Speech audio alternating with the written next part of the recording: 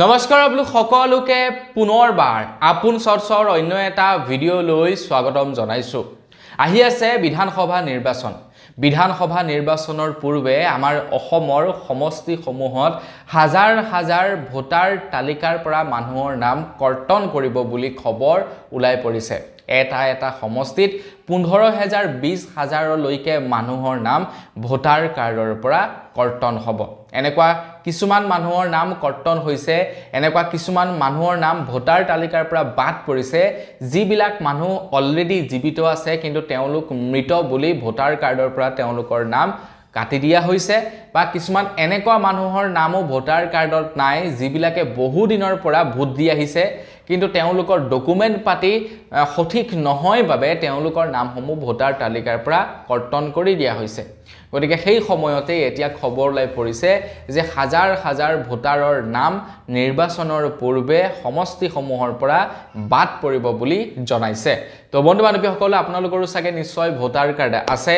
তো মই আজি আপোনালোকক সেই সম্পৰ্কে জনাম যে ভোটাৰ তালিকাৰ পৰা এতিয়া নাম কিয় বাদ পৰিব পাৰে একাংশ মানুহৰ।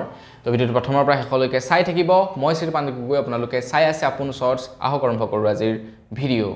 যোৱাকালি তৃণমূল কংগ্ৰেছৰ তৰফৰ পৰা এখন সংবাদ মেলৰ আয়োজন কৰিছিলে আৰু সেই সংবাদ মেলত তেওঁলোকে অভিযোগ উত্থাপিত কৰিছে ইলেকশ্যন কমিশ্যন ডিপাৰ্টমেণ্টৰ ওপৰত।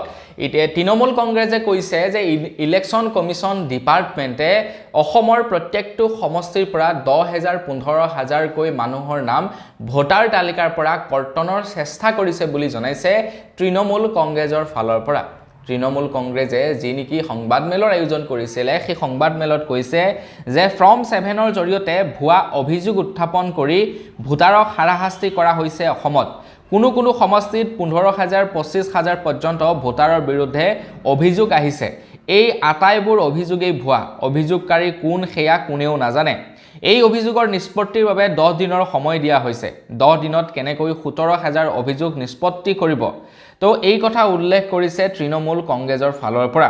মানে কিছুমান মানুহে অভিযোগ উত্থাপিত কৰিছে যে তেওঁলোক প্ৰকৃতাৰ্থত অসমৰ মানুহ নহয় বা ভাৰতৰ মানুহ নহয়, তেওঁলোকৰ খেলি মেলি আছে, গতিকে তেওঁলোকৰ নাম ভোটাৰ তালিকাৰ পৰা বাদ পৰিব লাগে। আৰু যাৰ বাবে নেকি এটা সমষ্টিত 10,000 15,000 মানুহৰ বিৰুদ্ধে এনেকুৱা অভিযোগ আহিছে বুলি জনাইছে তৃণমূল কংগ্ৰেছৰ ফালৰ পৰা। আৰু সেই অভিযোগ নিষ্পত্তি কৰিবৰ কাৰণে হাতত মাত্ৰ আছে 10 দিন সময়।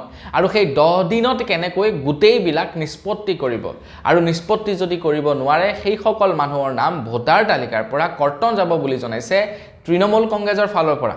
এতিয়া আপোনালোকলৈও যদি তেনেকুৱা ধৰণৰ নটিচ আহিছে, আপোনালোকে শীঘ্ৰেই ভেৰিফাই কৰিব লাগিব, আদাৰৱাইজ আপোনালোকৰ নামো কিন্তু ভোটাৰ তালিকাৰ পৰা কৰ্তন কৰা হ'ব।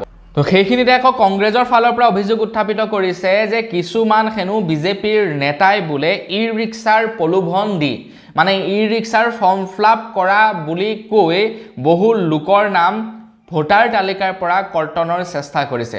তেওঁলোকক ভুৱাকৈ চহী লোৱা বুলি উল্লেখ কৰিছে কংগ্ৰেছৰ তৰফৰ পৰা।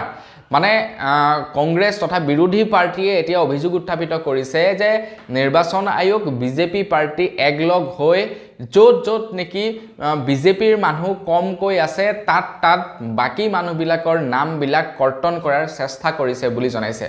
আপোনালোকে চাবচোন, কিছু সমষ্টিত বিজেপিয়ে জয়লাভ কৰে, কিছু সমষ্টিত কংগ্ৰেছে জয়লাভ কৰে। কংগ্ৰেছে কিয় জয়লাভ কৰে? তাত কংগ্ৰেছৰ মানুহ বেছিকৈ আছে, তাৰ কাৰণে সেই সমষ্টিটোত কংগ্ৰেছৰ মানুহে বেছিকৈ জয়লাভ কৰে।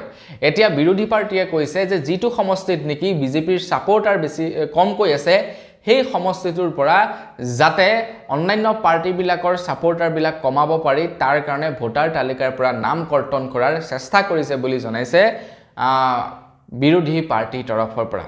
সেয়াই নহয়, তাৰ লগে লগে আকৌ এইটো অভিযোগ উত্থাপিত কৰিছে যে লখিমপুৰ ৰঙানদী সমষ্টিত বোলে প্ৰায় 1850গৰাকী ভোটাৰৰ নাম কৰ্তন কৰাৰ চেষ্টা কৰিছে বুলি জনাইছে। এই কথা জনাইছে জ্যেষ্ঠ কংগ্ৰেছ নেতা ভূপেন বৰাই। তেখেতে কৈছে যে ৰঙানদী সমষ্টিটো প্ৰায় 1800-1900 মানুহৰ নাম কৰ্তন কৰাৰ চেষ্টা কৰিছে।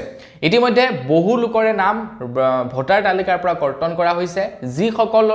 যিসকলক উচ্ছেদিত কৰা হৈছে তেওঁলোককতো কৰ্তন কৰিছেই, তাৰ লগে লগে যিসকলৰ ডকুমেণ্ট পাতি খেলি মেলি আছে, যিসকল অলৰেডি মৃত হৈছে তেওঁলোকৰ নামো ভোটাৰ তালিকাৰ পৰা কৰ্তন কৰা হৈছে কিন্তু আটাইতকৈ উল্লেখনীয় কথাটো হৈ গ'ল কিছুমান মানুহ জীৱিত আছে তাৰ পাছতো তেওঁলোকৰ নাম ভোটাৰ তালিকাৰ পৰা কৰ্তন কৰা হৈছে এইটোহে কিন্তু ডাঙৰ কথা তো বন্ধু বান্ধৱীসকল আপোনালোকলৈ যদি নটিচ আহিছে আপোনালোকেও শীঘ্ৰেই ডকুমেণ্ট পাতি ভেৰিফাই কৰক নহ'লে আপোনালোকৰ নামো ভোটাৰ তালিকাৰ পৰা কৰ্তন যাব তো বন্ধু বান্ধৱীসকল বস আজিৰ ভিডিঅ' জনাবলগীয়া খবৰ ইমানটোৱে আছিলে খবৰটো জানি কেনে পালে কমেণ্ট ছেকশ্যনত জনাব যদি ভাল লাগিলে লাইক এটা কৰি দিব চেনেল যদি ছাবস্ক্ৰাইব কৰা নাই ছাবস্ক্ৰাইবটো কৰি ল'ব পুনৰ লগ পোৱাৰ খালি বিদায় মাগিছোঁ ধন্যবাদ জয়